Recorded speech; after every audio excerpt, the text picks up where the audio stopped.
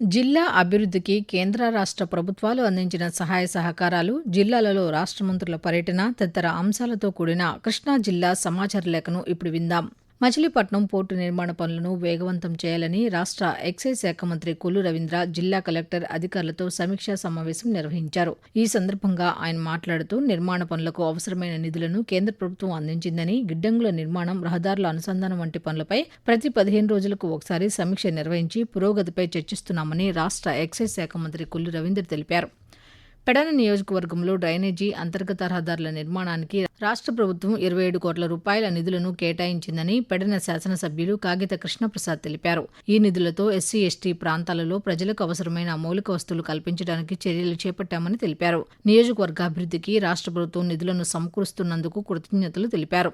జిల్లాలో వోల్టేజీ విద్యుత్ సమస్యలు లేకుండా ప్రభుత్వం 78 కోట్లతో అవసరమైన ఉప కేంద్రాల నిర్మాణం చేపడుతోందని జిల్లా కలెక్టర్ బాలాజీ తెలిపారు. రైతులకు నిరంతరం నాణ్యమైన విద్యుత్ అందించేందుకు వీలుగా 32 kV కెపాసిటీ కలిగిన స్విచ్చింగ్ కేంద్రాలను అందుబాటులోకి తెచ్చామని, పాత విద్యుత్ స్తంభాలను తొలగించి వాటి స్థానంలో కొత్తవి నిర్మిస్తున్నామని తెలిపారు. మచిలీపట్నం పార్లమెంటు పరిధిలో ప్రజలకు ఉపాధి కల్పించే విధంగా పారిశ్రామికవేత్తలకు పరిశ్రమలు నిర్మించడానికి అవసరమైన అన్ని సహకారాలు జిల్లా యంత్రాంగం అందిస్తుందని జిల్లా జాయింట్ కలెక్టర్ నవీన్ తెలిపారు. గన్నవరం నియోజకవర్గం మల్లవల్లి ప్రాంతంలో పరిశ్రమలు నెలకొల్పడానికి ముందుకు వచ్చిన యువ పారిశ్రామికవేత్తలకు కేంద్ర రాష్ట్ర ప్రభుత్వాల ద్వారా అవసరమైన అనుమతులను సులభమైన పద్ధతిలో అందించామని, తద్వారా 1200 మంది నిరుద్యోగ యువతకు ఉపాధి ఏర్పడుతుందని జిల్లా జాయింట్ కలెక్టర్ తెలిపారు. సమాచార హక్కు చట్టాన్ని సమర్థవంతంగా అమలు చేయడం ద్వారా ప్రభుత్వ పరిపాలనలో పారదర్శకత, జవాబుదారీతనం బలోపేతం అవుతాయని రాష్ట్ర సమాచార కమిషనర్ రెహనా బేగం తెలిపారు. జిల్లాలో కంకిపాడు, ఉయ్యూరు గ్రామాలలో ప్రభుత్వ కార్యాలయాలను ఆకస్మికంగా తనిఖీ చేసి స్వచ్ఛంద సమాచార ప్రకటన నిబంధన అమలు, ప్రజా సమాచార అధికారుల నియామకం, సమాచార హక్కు దరఖాస్తుల రికార్డు నిర్వహణ వంటివి పరిశీలించారు. ఈ సందర్భంగా ఆమె మాట్లాడుతూ జిల్లాలో ప్రతి ప్రభుత్వ కార్యాలయంలో సమాచార హక్కు చట్టం నిబంధనలను అమలు చేసి ప్రజలకు సకాలంలో సమాచారం అందించి పారదర్శకతకు పెద్దపీట వేసేలా చర్యలు తీసుకుంటున్నామని తెలిపారు. మచిలీపట్నం పార్లమెంటు పరిధిలో ప్రజలకు ఆరోగ్య భద్రతను కల్పించడానికి కేంద్ర రాష్ట్ర ప్రభుత్వాలు నిరంతరం చర్యలు తీసుకుంటున్నాయని ఎంపీ వల్లభనేని బాలశౌరి తెలిపారు. ప్రజలకు ఆరోగ్య సేవలను అందించడానికి గ్రామీణ ప్రాంతాలలో నూతన ప్రాథమిక ఆరోగ్య కేంద్రాలను నేషనల్ హెల్త్ మిషన్ ద్వారా నిర్మిస్తున్నామన్నారు. మచిలీపట్నం నియోజకవర్గంలో సీఎంఆర్ఎఫ్ నిధుల నుండి ఇప్పటి వరకు 9 కోట్ల రూపాయలను లబ్ధిదారులకు అందించామని, ప్రభుత్వం నుంచి అందించే ప్రతి రూపాయి నిజమైన లబ్ధిదారులకు చేరే విధంగా కృషి చేస్తామని తెలిపారు. జిల్లాలో ప్రత్యేక సమగ్ర సవరణలో అర్హత కలిగిన ఏ ఒక్క ఓటరు మిగిలిపోకుండా రాజకీయ పార్టీలు బూతులు ఏర్పాటు చేసుకుని ఏజెంట్లు చురుగ్గా పనిచేసే విధంగా ప్రతి 3 రోజులకు ఒకసారి సమీక్షా సమావేశాన్ని జిల్లా కలెక్టర్ బాలాజీ నిర్వహించారు.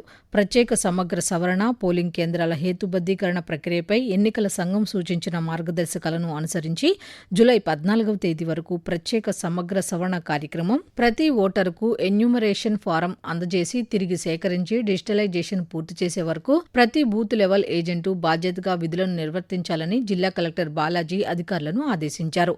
రాష్ట్రంలో మత్స్యకార కుటుంబాలకు ప్రజా ప్రభుత్వం అన్ని విధాలా అండగా ఉంటుందని విద్యా, ఐటీ శాఖ మంత్రి నారా లోకేష్ తెలిపారు.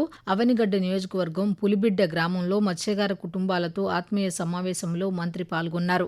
బోట్లకు వినియోగించే డీజిల్ రాయితీని ప్రభుత్వం 25 రూపాయల నుంచి 35 రూపాయలు పెంచాలని మత్స్యకారులు విజ్ఞప్తిని మంత్రి లోకేష్ ప్రభుత్వం దృష్టికి తీసుకువెళ్తానని తెలిపారు. వరదల సమయంలో ఫిష్ ల్యాండింగ్ సెంటర్ ఏర్పాటుతో పాటు వలల కోసం షెల్టర్లు, రాత్రి సమయంలో ఇబ్బందులు లేకుండా ఫ్లడ్ లైట్లను ఏర్పాటు చేసే విధంగా చర్యలు తీసుకోవాలని అధికారులను మంత్రి ఆదేశించారు. జిల్లాలోని మోపిదేవి గ్రామంలో ప్రభుత్వ, ప్రైవేటు, ప్రజల భాగస్వామ్యం P4 పథకం ద్వారా 2 కోట్ల రూపాయలతో నూతనంగా నిర్మించిన పాఠశాల భవనాన్ని రాష్ట్ర మంత్రులు నారా లోకేష్, కొల్లు రవీంద్ర, పార్లమెంట్ సభ్యులు వల్లభనేని బాలశౌరి కలిసి లాంఛనంగా ప్రారంభించారు.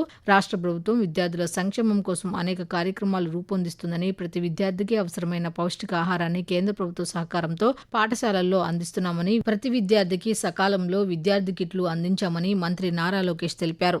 ఇప్పటి వరకు కృష్ణా జిల్లా సమాచార లేఖ విన్నాము. మరిన్ని వార్తా విశేషాలతో ఆగస్టు నెల సమాచార లేఖలో కలుద్దాం. రచన సామా సునీల్, కృష్ణా జిల్లా ఆకాశవాణి ప్రతినిధి. వ్యాఖ్యానం ఎస్ మణిశ్రీ. సమర్పణ ప్రాంతీయ వార్తా విభాగం, ఆకాశవాణి విజయవాడ కేంద్రం.